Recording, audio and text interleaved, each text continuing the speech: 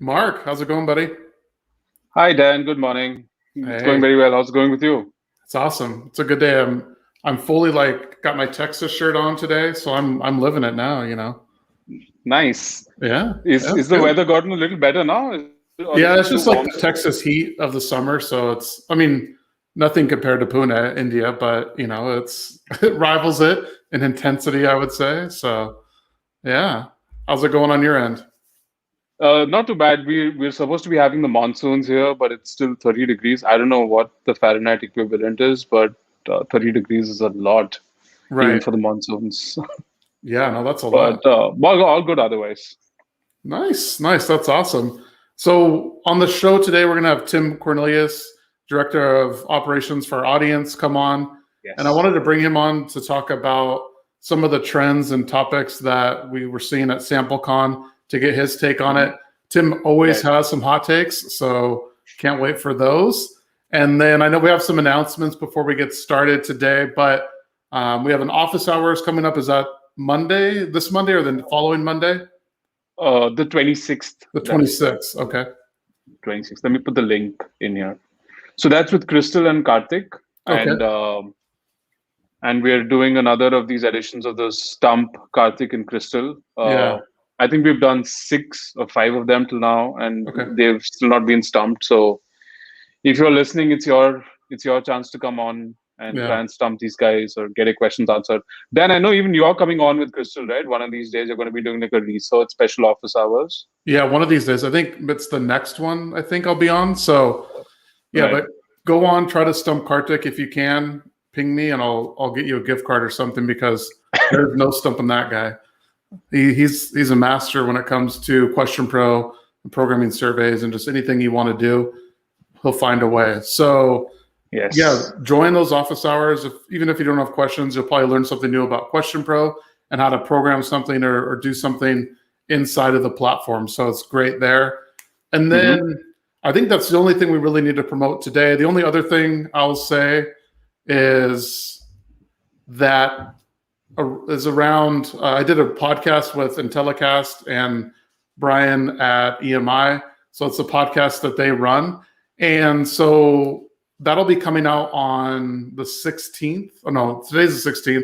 It'll be coming So out today is 16th, yeah. it'll be coming out on Tuesday of next week. So we'll push that out on the socials. So keep a lookout for that. That'll be exciting. Talk to them about communities and all of those good things that come along with it, advantages, disadvantages, best practices, and just talked about some of the industry at large as well. So that was something that was fun. It was fun to do, and it'll be coming out in next week. So we'll keep a lookout for that.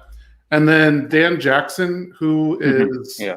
who leads our Canadian operations, he did an interview with the Toronto Business Journal. There's an article about it, but then he also did a video interview. I think that'll be getting pushed out next week as well. So we'll be sure to send that. Or Oh, actually, Mark, I just put you're it in. awesome.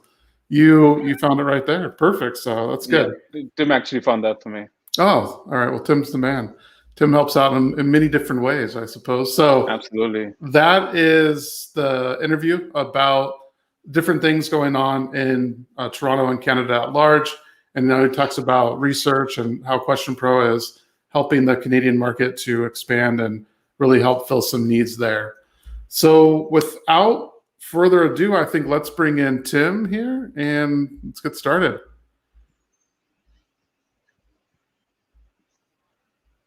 Tim, are you there?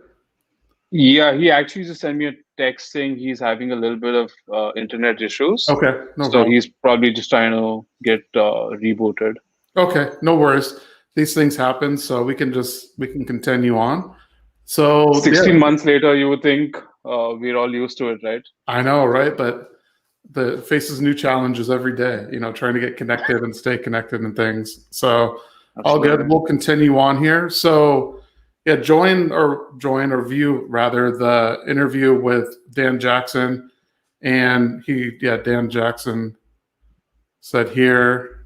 Dan, Tim, and Mark, DMT. The energy was.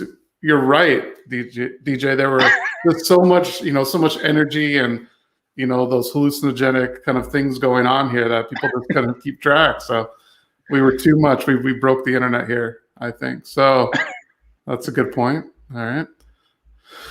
So we'll hide that. And then, so while we're waiting for Tim, I think, Mark, we can talk about just some of the general themes and topics that at least I was seeing come up at, I think not only at Samplecon. I think a lot of people were excited about Samplecon because it was one of the first events that was actually in person. So you were hearing a lot of buzz about it. But a lot of these themes and trends have been going on for a while. But I wanted to kind of resurface them here with Tim. Let's see if we got Tim back now. Tim, are you there? Hey, Tim. Hey, guys. Hey, actually, it's perfect timing. We were stalling a little bit, but we were just going to go over the topics and so forth. So good timing great to have you back. Good. Yeah. Sorry about that, guys. No, welcome back to the show. Welcome back to the show, Tim. Thanks. Yeah, it's been a little bit since you've been on, but we're happy to have you back. Yeah, happy to be back. All right, perfect. So, Tim, we were just talking about sort of, Samplecon was on, happened this week. I think there was a lot of buzz around it. I think because I think it's a good event, but also it was the first in-person event in how many months rather, so I think that was a big reason for it. But what were some of your thoughts? Then we can get into some of the themes, and definitely want to get your hot takes because I know you got them. Always got them. So I thought it's super important. I'm super glad that the sample industry was able to come together, whether it's suppliers, buyers, end users, brands, everybody. Yeah. I think a lot of the time in market research, you posted yesterday. So Dan Fleetwood on LinkedIn, you should connect with him. Thank you for the shout out, Tim. Appreciate that. Yesterday about, if you have points but you don't tell a story, what are you doing, type of thing. And I think a lot of the times that corresponds in sample because the nomenclature and everything, people are you lose the human element. So for instance, in this industry, we need to connect with each other in person and realize, hey, there's real people answering these surveys, so they are North Star, and that's what we need to make sure we take care of. Right. No, I think you bring up a good point. Rather, I think sure there's going to be competition in an industry, but I think the collaboration needs to be there, especially for a lot of these, I would say, challenges in the industry that I know we're facing and different hurdles, but especially when it comes to what does it look like in the future and what are we doing about it now to match some of those needs. So I know one of the topics that came up at Samplecon, and I think it's just in general an interesting topic to kind of think about is, what does the future look like for the sampling industry, and how can they be ready for the challenges of the sample and of tomorrow, I would say. So what are some of your thoughts there, Tim, around what do researchers need to do to get ready, and what are some of those challenges that they should be thinking about? Sure, absolutely. Here's my hot take number one. All right, Mark, we need like a counter, like number one hot take, Number one. Yeah, we'll do something fun out of these. Yeah, I mean, come on. Well, we'll get something for next time. So in the sample space specifically, those that are not catering to the end user and making sure that the respondent experience is the best experience possible are going to get left behind. If you think about other industries, I know there was some talk about comparing Amazon supply chain and buying products to the sample industry. Right.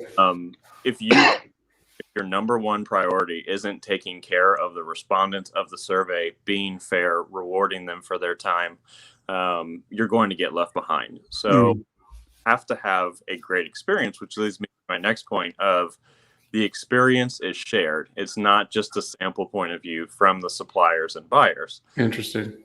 Yeah, you have to think the entire supply chain and where can I improve the process. So a few months ago, we were building our Facebook panel. We were exposing different respondents to different YouTube videos to verify some ad copy. One of our customers did not put closed captioning on their videos. And one of our respondents reached out to us and said, "Hey, Tim, I was marked inattentive because I wasn't able to complete this survey." So QuestionPro did a 180, and we actually have some of the most robust disability compliant software out there. And I think it's not the most accessible platform out there at this point. Yeah, no, I think you bring up a good point, and I think we are the number one in accessibility. So that's a good point that you bring up. But do you feel like the industry is lacking in these accessibility and making it more inclusive for anybody, no matter any perceived special needs that they have? What's your take there? Yeah, absolutely. I'm currently running a test with respondents who have poor eyesight using screen readers and different and tactic feedback on customers' websites to see, am I isolating 5% plus of the population of the people that their own cannot access my content? Those are people with enormous buying power. Those are people that deserve for their opinion to be voiced. Yeah. And I think, 5%, 10%, whatever it is, that's a significant portion, especially in an industry that deals with 5%, 10% plus or minus this or that. Like, it's super important that we need to include and make the surveys accessible for everybody, I believe. Absolutely. And then another topic that came up, Tim, was something that I wanted to get your take on was market research, but multicultural Americans. So what are some things that you're seeing there, and what are some of the hot takes that you have in regard to that topic? Sure, absolutely. So whenever you're going through the screening process, let's pick those that identify as multicultural or Hispanic. There's about 8 profiling questions that the industry has adopted for that, for different origins of where people are from.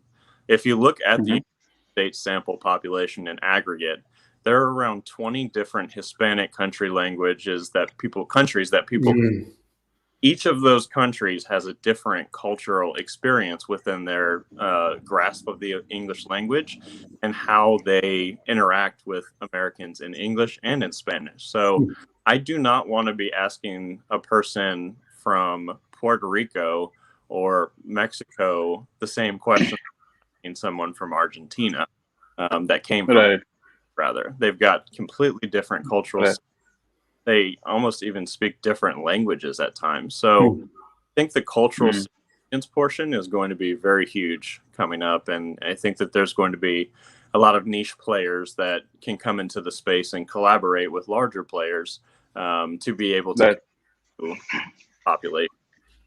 Interesting. So it's not just Spanish, but you need different maybe dialects and including all of the different Spanish speakers and so forth. Like you said, there were 20 different kind of subgroups within that, right? So I think it's getting more broader appeal to reach all those audiences as well. So that is something that's super interesting.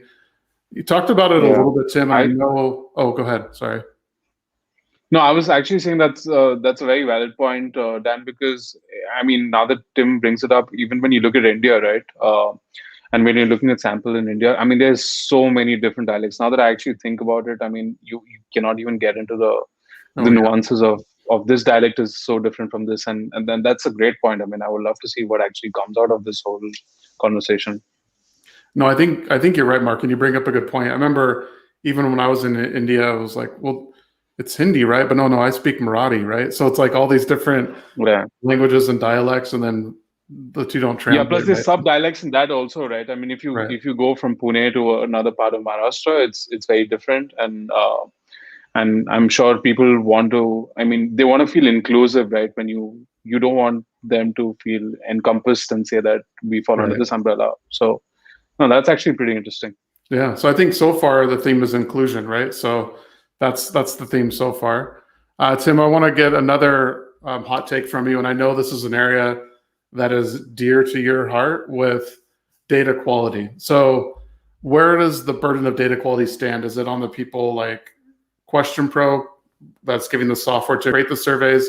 Is it on the supplier? What's your take there? I love this topic. I know you do. fully believe that data quality, the burden of data quality or the benefit of data quality is shared by everyone. So data quality is inherently personal. You have different opinions of what data quality looks like. Mark has different ones. I have different ones.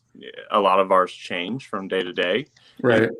Because fraud and market research and data quality is always changing. You have to be adequate. You have to be on your toes to be able to handle it. So,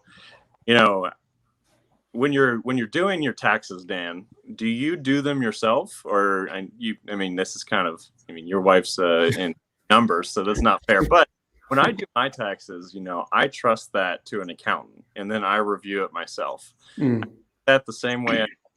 You have to have someone that's in it every single day to understand every single type of flips of the coin, the dice, whatever you might call it. So the data quality is shared. So the example I shared earlier about the YouTube video that didn't have closed captions readily available and on the screen, that is nothing that I could have done on the sample side to make that accessible.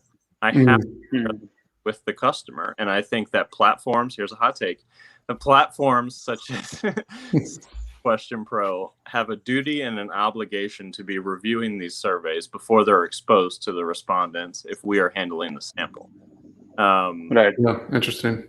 Yeah, I think that it's super important that we make sure that if my panelists and my responses are going to the survey, I have to, make sure, check their ID before they get in the car, in the club, so. Right.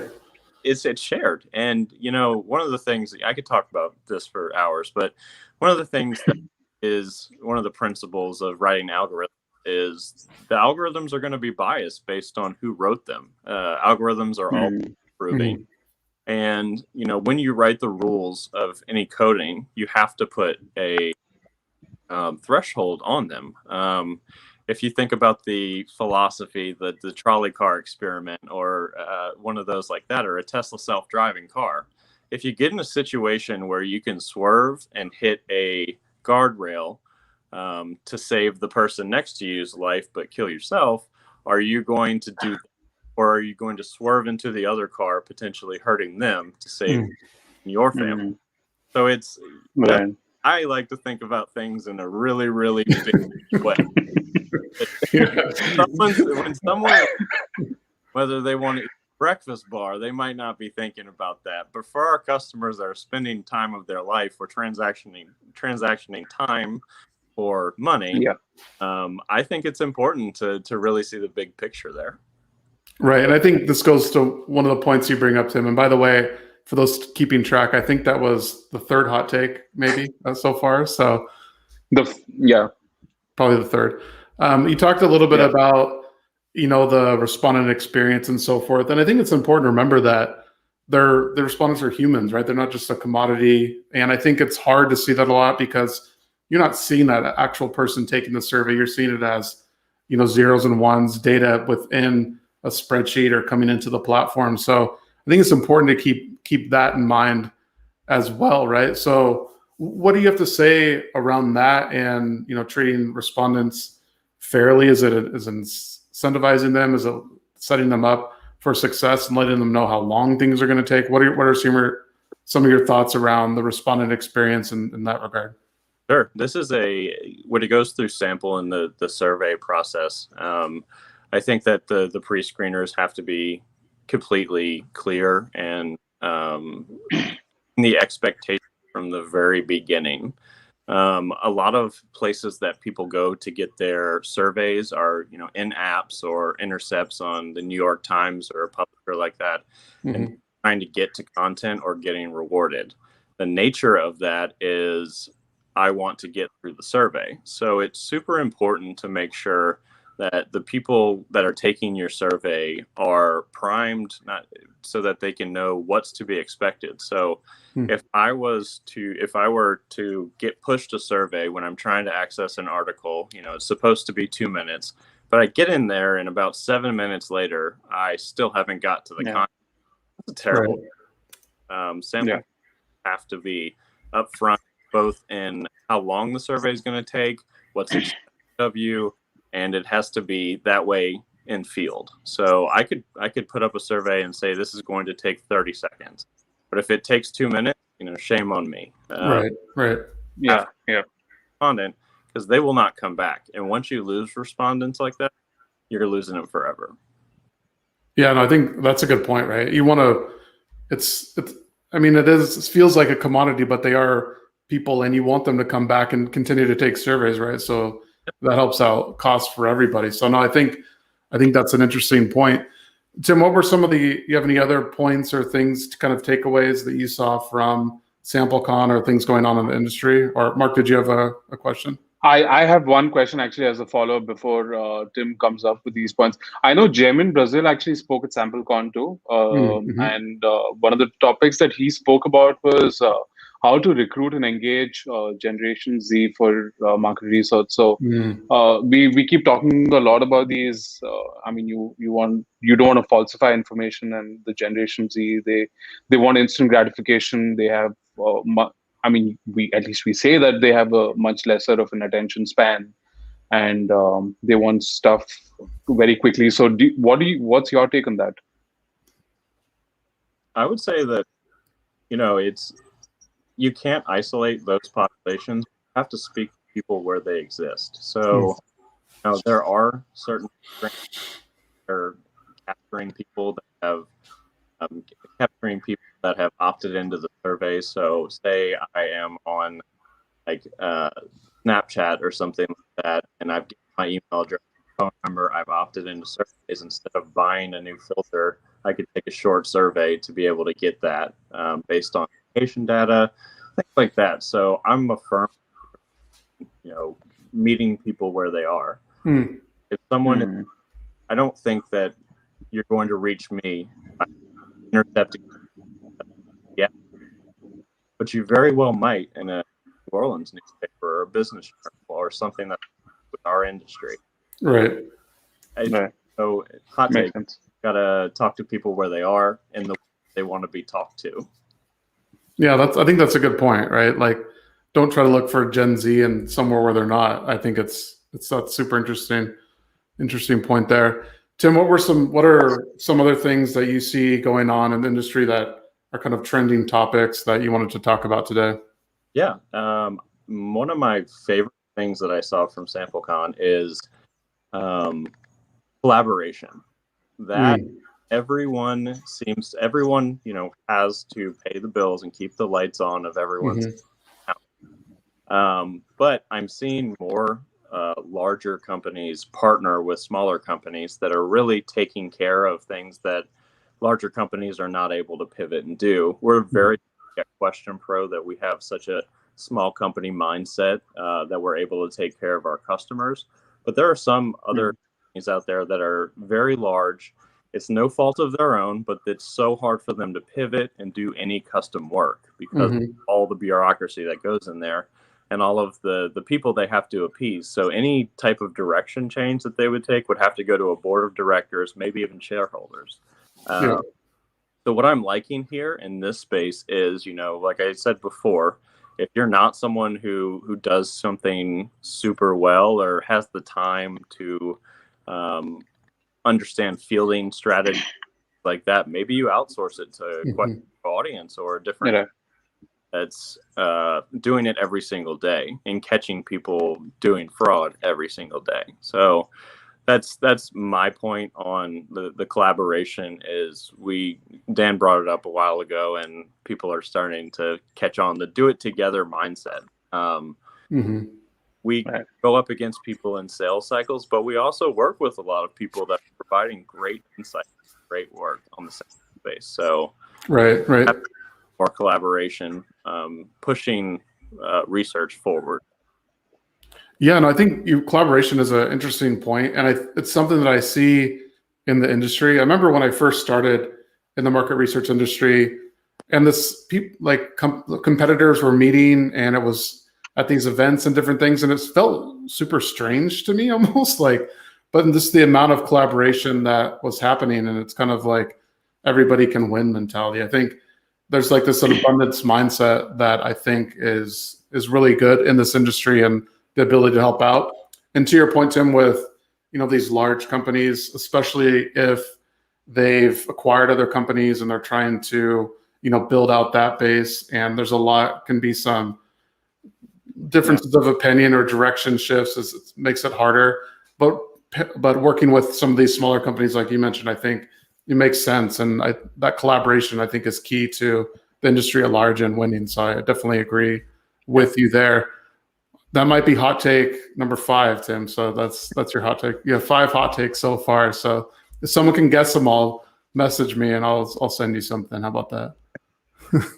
Yeah. And another point, I'd like to get your take on it as well, both of yours, is the supply and the demand curve. Everywhere I go, I'm seeing, supply is an issue. We're not getting fast enough. The demand is there.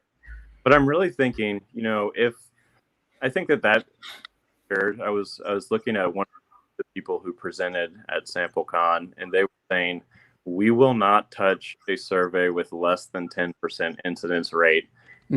Work, find your people, target them fairly, and make it a good survey experience, and suppliers will send. Problem will solve itself once companies that create surveys that are user friendly, they're short, and they set expectations on the front end, so people can complete the survey. Right. So nothing below 10%, Dan. I know you as a researcher are saying, "Oh man, we got." But I thought it's not so much about incidents now, Tim. It's about conversion, right? So maybe we need more targeting on these folks. I know there's like 300 plus data points on some of these, not commodities, some of these humans, right, that we're surveying. So, I mean, how many more data points do you need? It's kind of crazy, but I think it's when you need, like, you start kind of pairing all these different things together and you're looking for a specific person, that's where, incidence gets super low. But I agree with you. I mean, anything below 10%, you're definitely churning through panels. It's not a great experience for anybody, either the people taking the survey or the supplier or the buyer. I mean, it's kind of a nightmare. So I definitely agree with you there. Yeah, absolutely. It's super important to make sure that everything is taking care of the respondent in the end of it. So definitely, I agree. There's so many data points out there that everyone has, but if you think about some of the communities that we run, we've had people for 10 years that thousands of courses.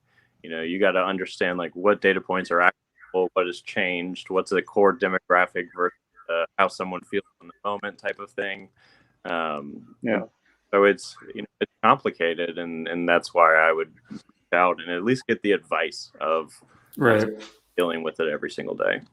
Yeah, no, I agree with you there. And then I think you brought it up a little bit, Tim. Maybe we should kind of dive into it as survey length.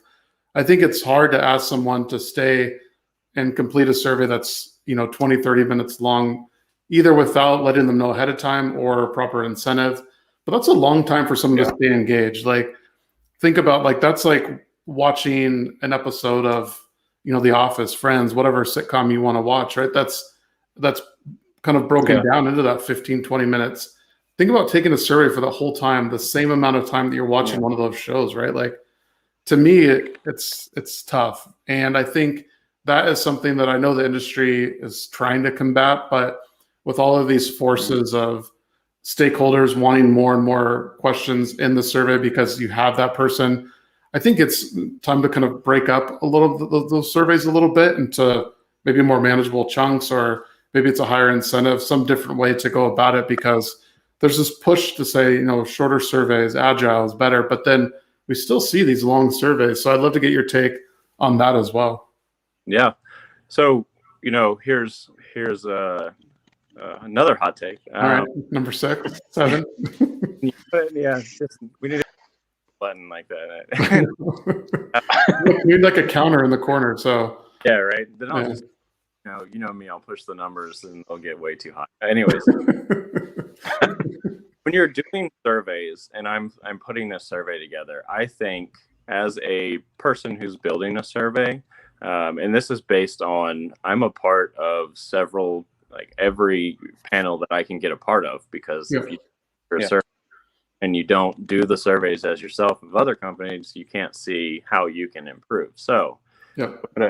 there, and what I feel like is, if the president of your university or the CEO of your company would not spend the time to finish your survey, or if you yourself would not take the Yes, I love this point, Tim. Mm. then you should not be putting that into respondents' hands. And if you were to reach that person, how much would you incentivize them? What would you do to accommodate the person and reward that person for their time? I think is the big start here. How would you take care of yourself if it was you taking the survey? And how would you take care of someone that you cared about and treat someone that you cared about with the respondents? So I think that's a great litmus test, right? Of like, would you take the survey that you're sending out? Would your boss take it, or these stakeholders? I think that's a good point. So no, I love that. I've heard that before. Like, hey, when I've asked people, like, have you ever reviewed the survey? Like, no, I'm not going to take that. No, it's so true. I've heard that too. But it's a good test. I mean, if you wouldn't take it, why would you expect someone else to? Like, exactly. Someone else take it. Yeah. How much time is this survey worth to you, and what would you pay someone for this? Because if you're really speaking to humans, which you are, we're getting rid of all the fraud and all the bots and all of that. How would you take this if you went up to someone on the street? Would you say, hey, I got a quarter for 25 minutes of your time with you, when they've got a screen right there, you know? Like, right. It's like, how much, if you were to walk up to someone in person and say, these are the questions I'm going to ask you, probably about the 10-minute mark, I'd have someone being like, this is ridiculous. Pay me more. You wasted my time. You lied. No, I think that's definitely true. That's definitely true. I feel like a lot of these topics we'll probably still be talking about, I think, in the years to come, but hopefully we'll move closer and get better. I think maybe, change won't happen overnight here, but I think the more awareness that we bring about these things, about anything that we've talked about today or that came up at Samplecon, I think will be, the more awareness, I think will definitely help out. So makes sense to me. Yeah. Cool. Well, Tim, I think that's a good place to wrap it up. So we had 7, 8, maybe even 10 hot takes if we boil this down. So love that. Thanks for coming on today. Appreciate it. And yeah, I think with that, we can probably wrap it up. Thanks. All right. See you guys. All right. See y'all. Thanks for joining.